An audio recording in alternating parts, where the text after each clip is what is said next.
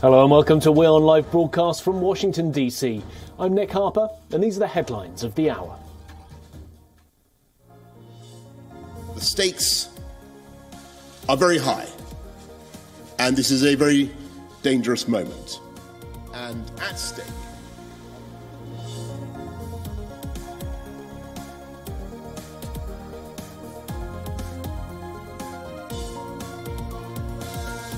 British Prime Minister Boris Johnson says that this is a very dangerous moment when speaking about the Ukraine crisis during a joint press conference with NATO chief Jens Stoltenberg in Brussels.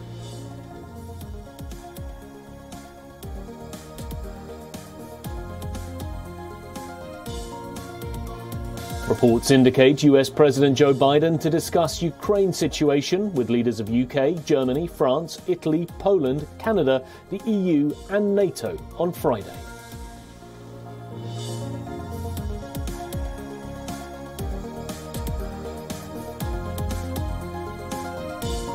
After France, now Belgium authorities ban freedom convoys from entering the capital. Mayor of Brussels says measures are being put in place to cordon off the capital region.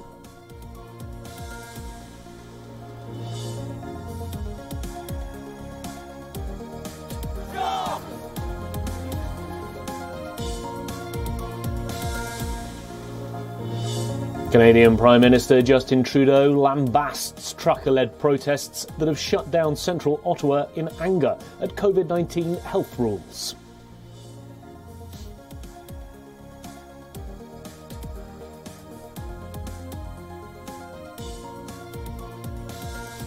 India's most populous state of Uttar Pradesh is voting in the first of a series of local elections that could be a key test of the appeal of Prime Minister Narendra Modi's development agenda.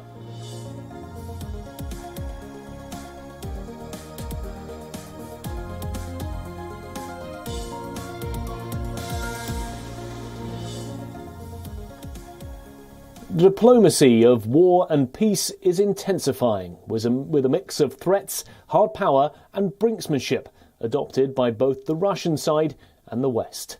After France, it's the British diplomatic blitz that's now in focus. The latest meeting was between British Prime Minister Boris Johnson and the Secretary-General of NATO, Jens Stoltenberg, in Brussels. And they've called the situation the most dangerous moment in European security. This is a dangerous moment for European security. The number of Russian forces is going up. The warning time for a possible attack is going down. NATO is not a threat to Russia, but we must be prepared for the worst, while remaining strongly committed to finding a political solution.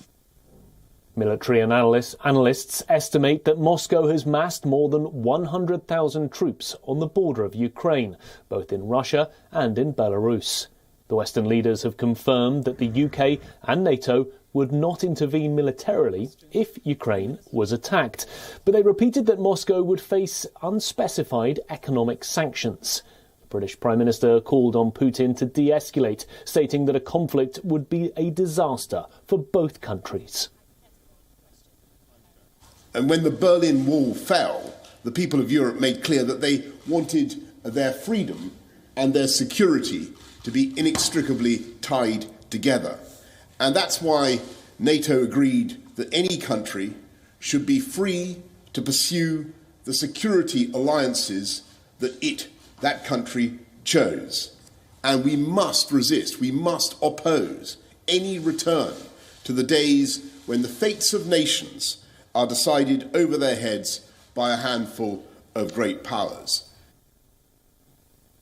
On the other side, the British Foreign Secretary met with her Russian counterpart in Moscow today. In her opening remarks, the British Foreign Secretary Liz Truss warned Lavrov about the devastating impact a war would have. She even warned Russia of severe responses in case of an attack. Fundamentally, a war in Ukraine would be disastrous for the Russian and Ukrainian people and for European security. And together, NATO has made it clear that any incursion into Ukraine would have massive consequences and carry severe costs. There is an alternative route, a diplomatic route that avoids conflict and bloodshed. And as you say, this would enable us to build ties. Yet expectations are limited as Russia has put its stiff and cold face forward. Foreign Minister Sergei Lavrov said that the British-Russian relations have reached their lowest point in years, and he warned that Russia would not be cowed by Western threats. Идеологизированные подходы, ультиматумы, угрозы, нравоучения – это путь в никуда. К сожалению, многие наши западные коллеги сейчас увлеклись именно такой формой своей публичной деятельности. Дипломатией это назвать не могу. Other Western leaders and officials have made attempts to get through to the Kremlin in recent weeks, but this recent meet between Russia and British leaders reignited the Cold War-era sentiment after the joint conference, as Sergei Lavrov stormed out of the conference room, leaving Liz Truss behind. Would have massive consequences and carry severe costs. Равноправный диалог, диалог, который опирается на признание законных интересов друг друга и Well, Ukraine is, of course, the focus of intense diplomatic activity to try and head off a potential conflict. And our executive editor, Palki Sharma Upadhyay, is in the capital, Kyiv. She's bringing us ground reports, minute-to-minute updates and voices from there. And she sent us this report on the latest diplomatic meeting in Brussels. The NATO allies and the Western allies of Ukraine are beginning to expose themselves for their absolute lack of strategy when dealing with this conflict. What are they depending on? They're basically, you listen to their statements and the gist of it is this: we hope for the best and we prepare for the worst. They're hoping that good sense will prevail and that Russia will come to its senses and pull back. That's not going to happen. They're hoping their sanctions threats are going to act as a deterrent. I want to know when was the last time the threat of sanctions, or the imposition of sanctions for that matter, prevented any leader from going ahead and doing whatever they wanted to do. We've seen multiple examples, and Russia is still a much more powerful country. Sanctions have not even worked on North Korea or Iran for that matter. So it is expecting a bit too much to think that if you keep dangling this threat of sanctions, Russia is going to pull back.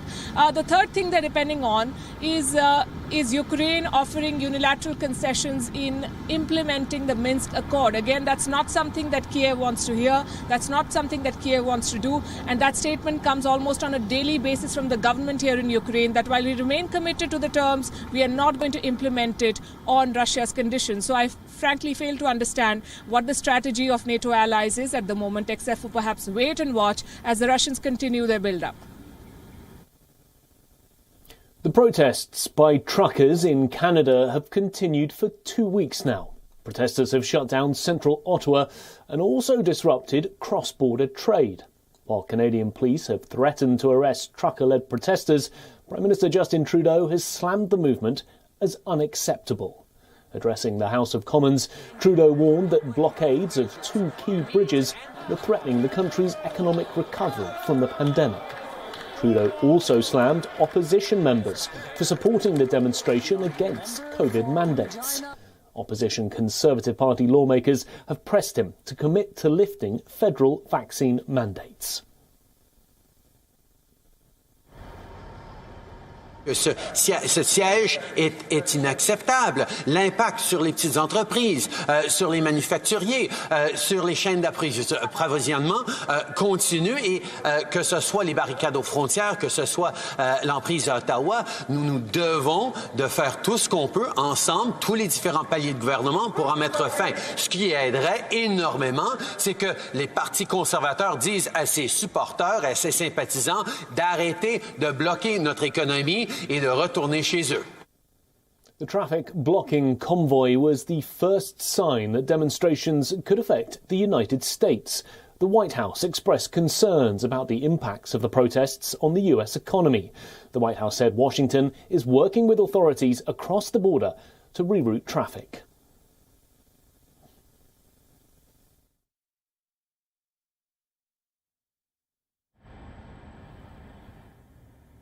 The blockade poses a risk to supply chains for the auto industry because the bridge is a key conduit for motor vehicles, components and parts, and delays risk disrupting auto production.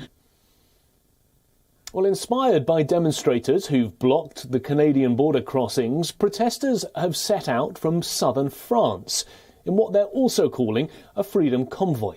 It'll converge on Paris and Brussels to demand an end to COVID-19 restrictions. So why and how are Ottawa's anti-vaccine mandate protests spreading globally? Our next report gets you the answers. Blaring horns, impassable streets, all the work of a new movement calling itself Freedom Convoy.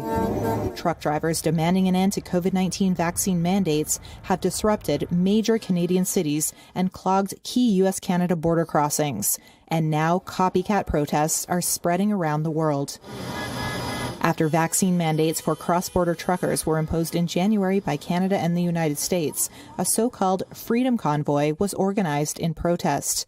Truck drivers traveled across Canada to Ottawa, then parked themselves downtown in a show of solidarity.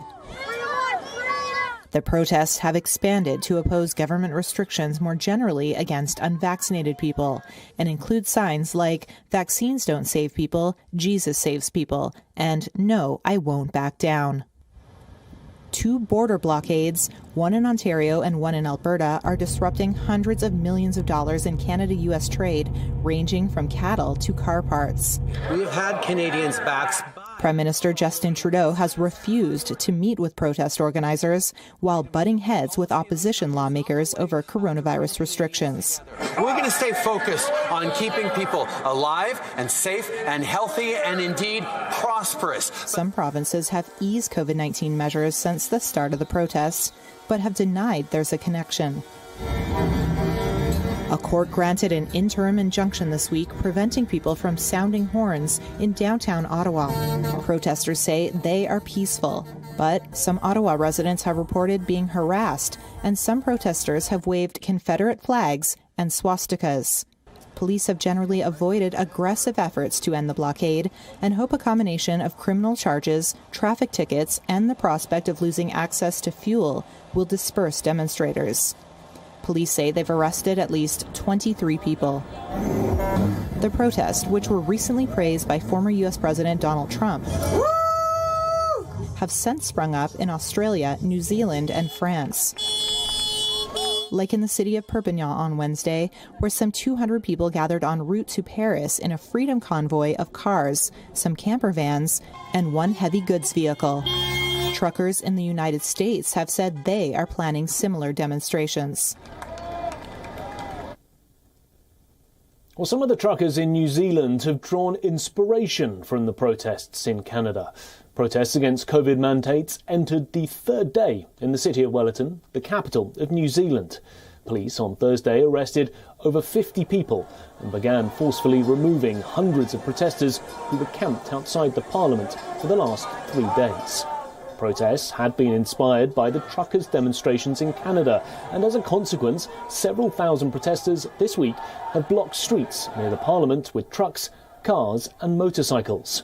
Prime Minister Jacinda Ardern acknowledged that everyone had the right to protest, but told protesters to move on, saying that the protests were not a reflection of the country's majority.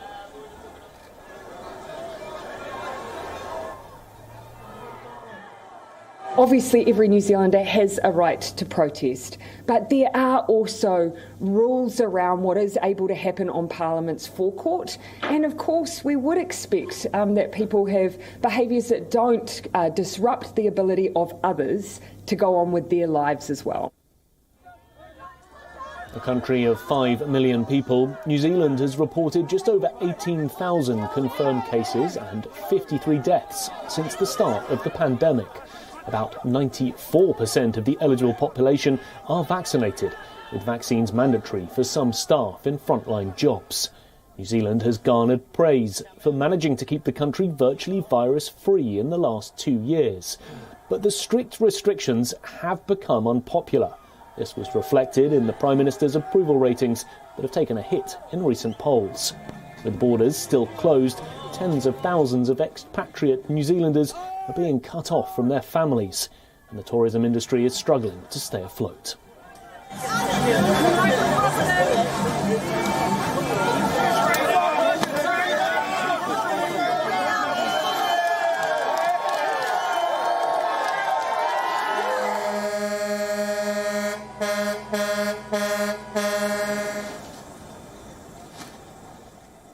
The death toll from cyclone Batisaraj has mounted to 92 in Madagascar. Over 91,000 people have been left with their homes destroyed in the aftermath of the devastating storm. And this storm ravaged the nation a mere 2 weeks after it was battered by Cyclone Anna. The death toll from a cyclone that battered the southeastern coast of Madagascar has risen to 80 people, the State Disaster Relief Agency said on Wednesday. That's up from a previously reported 29, as information continues to filter in from badly affected areas of the country. Cyclone Batisaraj made landfall late on Saturday and has left at least 91,000 people with destroyed or damaged homes. The Disaster Relief Agency said 60 of the deaths occurred in a single area. It's still collecting details on what happened in Ikongo district. A lawmaker representing Ikongo had previously said the death toll there was high, with many victims drowned or crushed when their houses collapsed. Batisaraj was the second destructive storm to hit Madagascar in 2 weeks. Cyclone Anna killed 55 people and displaced 130,000 in another part of the country. The island south was already struggling with food shortages caused by a severe drought. The World Food Programme says Batisaraj has made the situation worse by destroying crops of rice, fruit and vegetables just 2 weeks before they were due to be harvested. The state of California is suing Tesla over allegations of racial discrimination at its factory near San Francisco. California's Department of Fair Employment and Housing has filed a lawsuit alleging widespread discrimination and harassment of black employees. The lawsuit follows complaints from hundreds of Tesla workers at its main factory in Fremont. Tesla says California is set to sue it over allegations of systematic racial discrimination and harassment. The company says the lawsuit appears to focus on alleged misconduct at its factory in Fremont between 2015 and 2019. The case is being brought by the state's Department of Fair Employment and Housing. Tesla says it hasn't been given details of the allegations or the factual basis for the lawsuit. It says the department has previously investigated harassment allegations and found no evidence of misconduct. However, the company has faced a series of suits over similar allegations. Last year, 2 female employees sued it over claims there was a hostile work environment for women at the Fremont plant. In October, a black contract worker won $137 million in damages over workplace racism.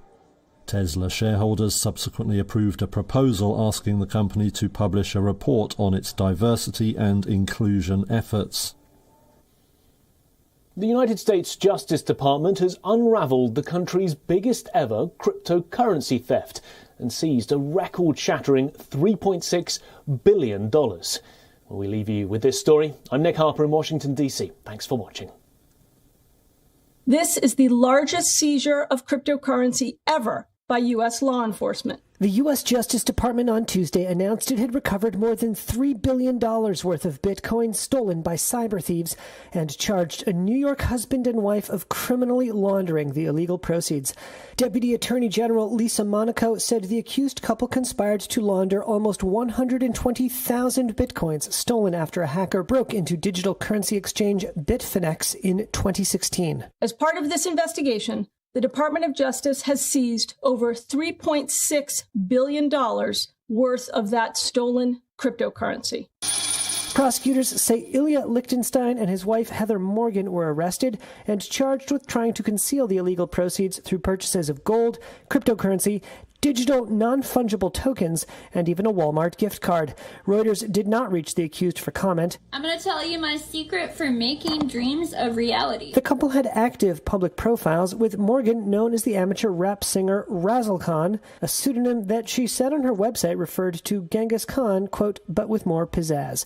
U.S. Magistrate Judge Deborah Freeman set bond at $5 million for Liechtenstein and $3 million for Morgan, and demanded their parents post their homes as security for their return to court. Eliminate, delegate. Okay, repeat with me.